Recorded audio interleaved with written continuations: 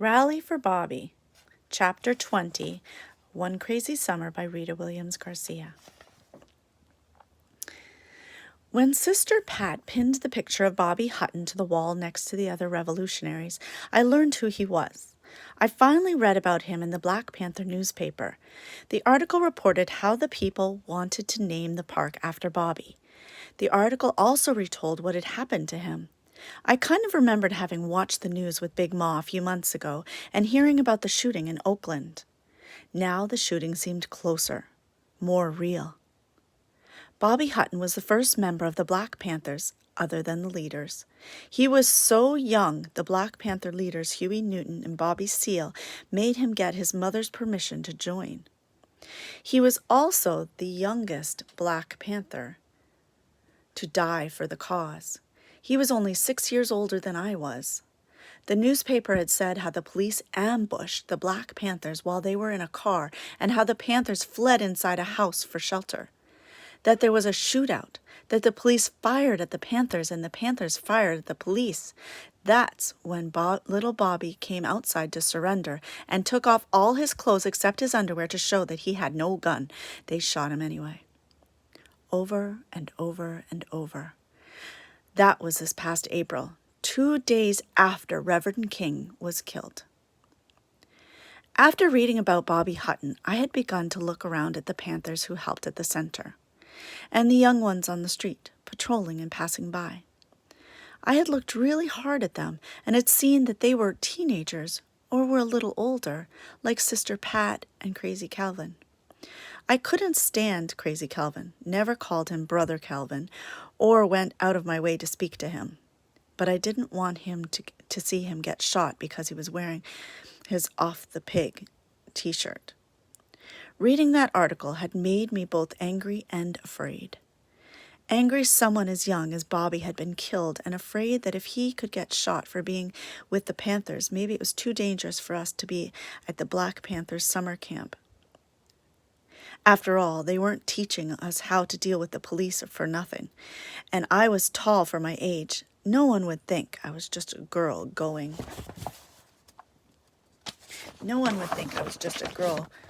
on 12.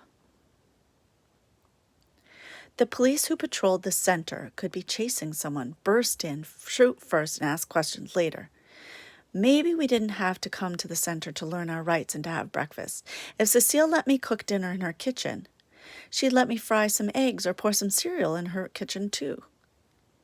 Being in Cecile's house might have been crazy. Her house might not have been smothered with love, but being in Cecile's house was at the very least, safe. We were better off in that green stucco house with Cecile.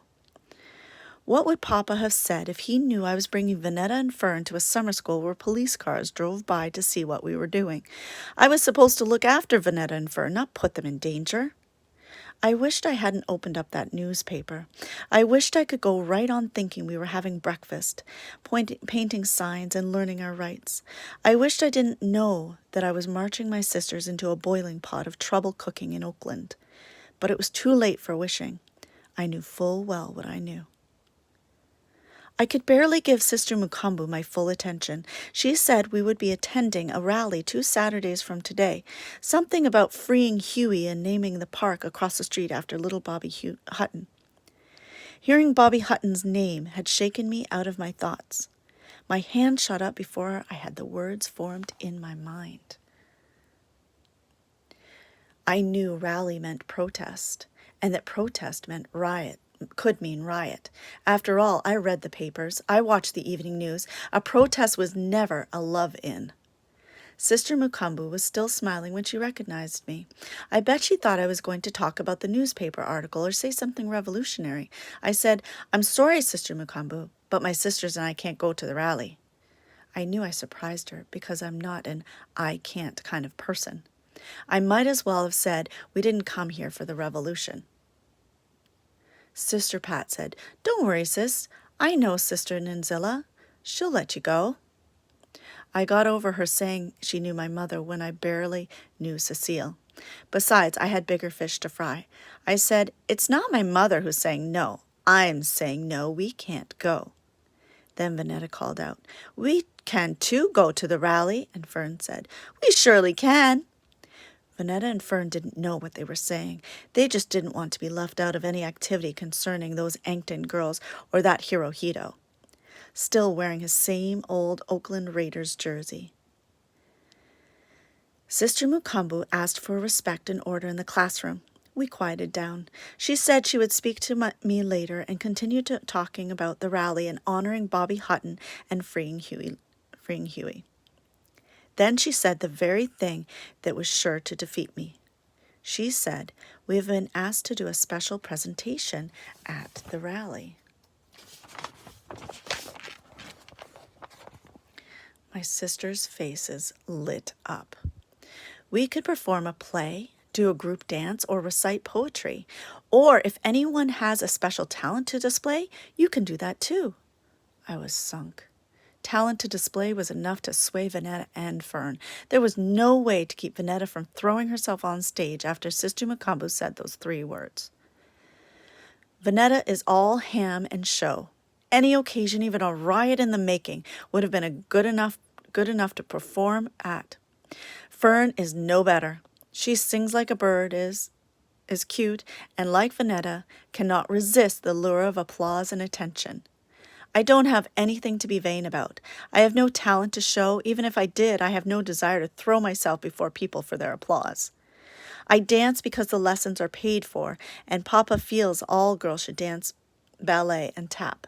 I sing in the children's choir because Big Mom makes sure we motherless girls enjoy all the pitying looks the church can spare, whether we want them or not. Later, during free time, Hirohito and the boys started doing karate and jujitsu moves. The Yankton girls huddled to talk about what they would do for their special talent. From the looks of their gesturing, they would dance an African dance. The other kids just played. I expected Vanetta to run off and join the Yanktons, but Vanetta told Fern and me we should sing a song. Fern added, "We should sing a song and do a dance." Before I could say why we shouldn't, they started. "We can wave our arms pretty like the Supremes, and wear our hair like the Supremes, or wild like Tina Turner, and the Ikettes. Oh, we can sing our song," Vanetta said. "Yeah, our song," Fern said. I pretended I didn't know which song they meant, but I knew. Just to make sure I knew, Vanetta and Fern sang the first 3 words to Dry Your Eyes on cue. "No," I said. They sang louder, Fern's voice sweet and high, Vanetta's drippy and dramatic. "No," I told them, "we're not singing that." They ignored me and belted out the heartbreaker part where the mother must leave her baby. Then they sang the la-la parts. By now everyone looked our way, so I hushed Vanetta and Fern, whose eyes shone with life and sparkle. I had no hope of reeling either back to their good common sense. "We're not singing that song," I said plainly. To their "why not?" pouting faces, I said, "This presentation is for the people, for Bobby Hutton and Huey Newton. It's not for singing about your broken heart to your long-lost mother." But they insisted on Brenda and the tabulations. They insisted on letting the world in on their longing for a mother who wouldn't cook a meal for them. I put my foot down. "We cannot sing that song." "Can too," they started. Vanetta said, "and then she'll come to the talent show and see us on stage and see how good we are." It didn't seem right that they thought singing and dancing would change Cecile into someone who cried for her long-lost daughters or fried pork chops and made banana pudding. Cecile wasn't that kind of mother, if you wanted to call her one at all. Her name might have changed. She might have been living on the other side of the country, but Cecile was plain old Cecile, just crazier and scarier than I remembered.